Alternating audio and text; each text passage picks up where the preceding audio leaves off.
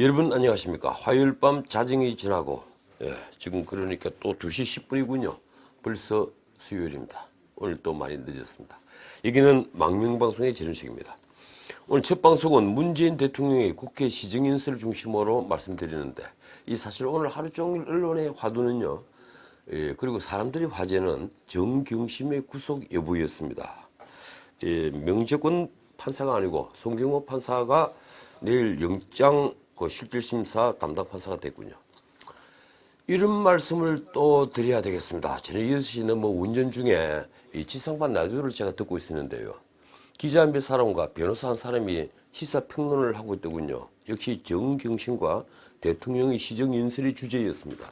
그런데 그 내용은 마치 청와대 대변인들이 모여서 떠드는 것 같더군요. 기자들은 맞장구를 치면서 공수처법에 반대하는 야당을 거칠게 몰아세우고 있었습니다. 그런데 대통령의 확장적 재정정책은 모두 열렬히 찬성하더군요. 그중 한 사람의 말이 참 놀라웠습니다. 재정 확장을 해 정부가 원하는 대로 다 해야만 한다. 그 돈은 나중에 갚으면 된다. 이런 취지였습니다. 정말 재정 확장을 너무 쉬운 일처럼 말하는 걸 보고 깜짝 놀랐습니다. 글쎄요, 그 사람은 그 돈을 무슨 방법으로 어떻게 갚는다고 생각했을까요? 그게 자신들이 내는 세금으로 감당해야 할 빚이라는 걸 과연 모르는 걸까요? 서로 추임새를 넣어가면서 권력을 칭송하고 또 권력을 변호하는데 참 기가 막혔습니다. 제가 메인뉴스 앵커를 했을 때 많은 기자들이 처음에 반발했습니다. 그때 기자들과 얘기하면서 한 말이 있습니다. 그리고 그 말은 제가 앵커에서 물러날 때 고별사의 말이었습니다. 언론은 권력을 환하게 해야만 한다. 언론의 본분은 권력을 비판하는 데 있다. 이 말입니다. 제가 만약 대통령이라면요. 정말이지 저를 비판하지 않는 언론과는 상종을 하지 않았을 겁니다. 그런 매체는 이미 언론이 아니니까 말입니다. 자, 벌써 어제 아침 신문이 되었네요. 이 새 신문은 곧 오겠죠. 월요일 조간은 역시 정경심 구속영장 청구가 화두였습니다. 동아일보는 일면 헤드라인으로 정경심이 동생 집에 숨겨놓은 WFM 주식 12만 주, 이 문제를 다뤘습니다. 삼면 전부 또 이 문제를 다뤘고요. 삼면에선 정경심이 구속되면 조국 수사가 빨라진다는 예상 기사를 실었습니다. 오면에서는 어제 문 대통령이 종교계 인사들과 오찬을 하면서 통합이 안 되는 걸 야당 탓, 국민 탓으로 돌리는 걸 다뤘습니다.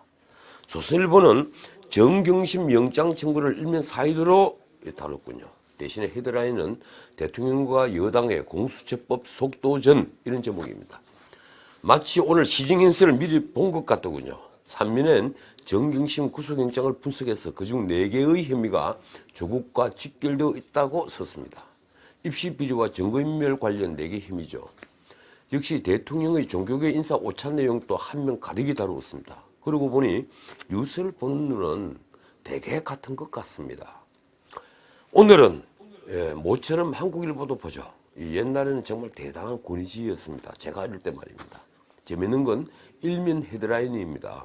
정경심 영장 청구한 검찰, 조국 소환만 남았다. 검찰은 정경심 구속과 상관없이 조국을 직접 수사하는 것이 불가피하다는 입장이라고 쓰고 있습니다. 그 기사 옆으로 연탄이 가득 쌓여있는 사진이 묘한 느낌을 주더군요.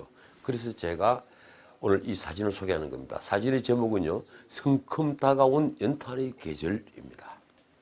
자, 그런데 오늘 조선일보는 김대중 칼럼이 참 볼만했습니다. 제목은 누구 이런 선비 없나? 입니다. 문재인 정부의 가장 고질적인 문제는 권력 내부의 성찰과 고음과 토론이 없다는 지적입니다.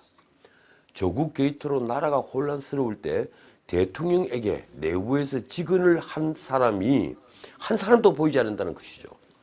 소주성도, 탈원전도 토론의 흔적이 없고 지소미아 파기도 내각 차원에서 거론되지 않았다고 쓰고 있습니다.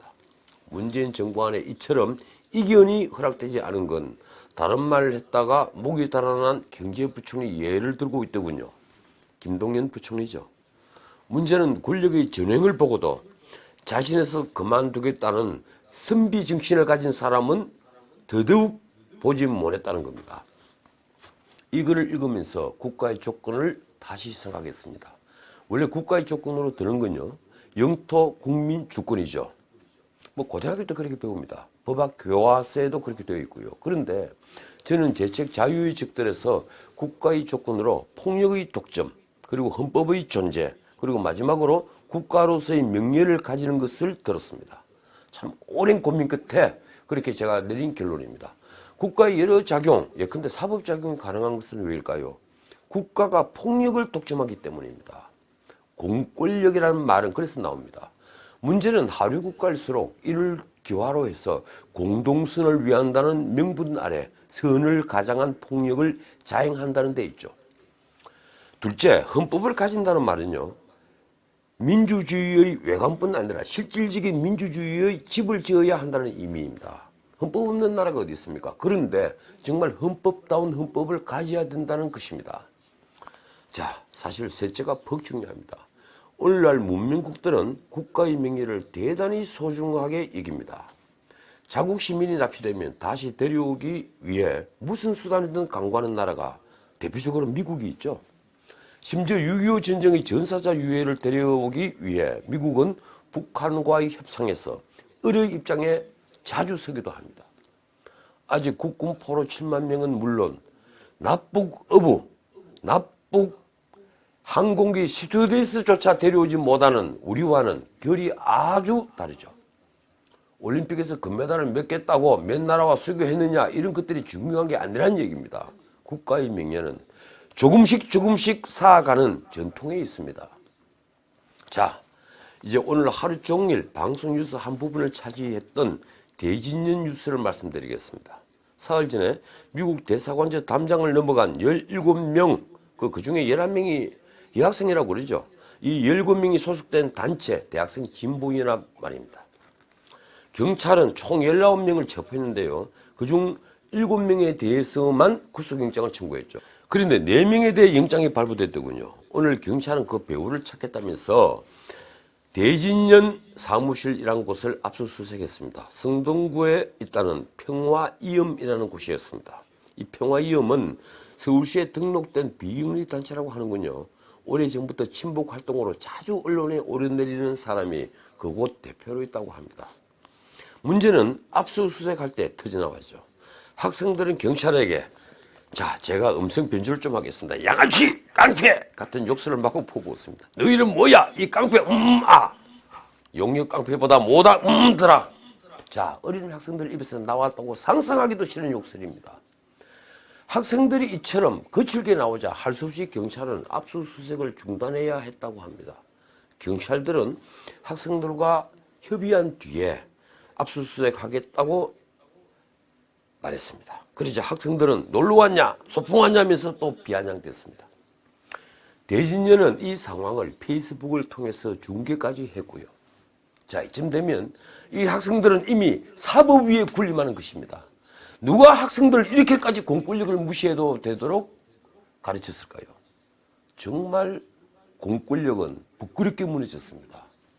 오늘 하루 적어도 성동구에서는 이 나라는 문명국이 아니었습니다. 박근혜 정부의 국정농단을 심판하자면서 광화문에서 촛불시위 아시죠? 좌파들과 젊은이들이 모여서 시위를 벌일 때입니다. 심지어 중학생으로 보이는 아이들이 사회주의가 답이다 하는 피켓을 흔들고 플랜카드를 펼쳐들고 행진했죠. 3년 전 겨울 얘기입니다. 그러면서 그들은 이게 나라냐 하는 구호를 외쳤습니다. 물론 맨 앞에는 지금 또 정치를 하고 있는 이 나라 유명한 정치인들이 있었고요. 자, 나는 지금 그들에게 묻고 싶습니다. 이건 나라냐? 자, 오늘은 여기까지입니다. 제가 좀 흥분했군요. 밤이 깊었습니다. 저는 너무 슬퍼서 잠들지 못할 것 같습니다. 개와 함께 동이 틀 때까지 강가를 걸을까 생각을 하고 있습니다. 내일 뵙죠. 지금까지 전은책이었습니다.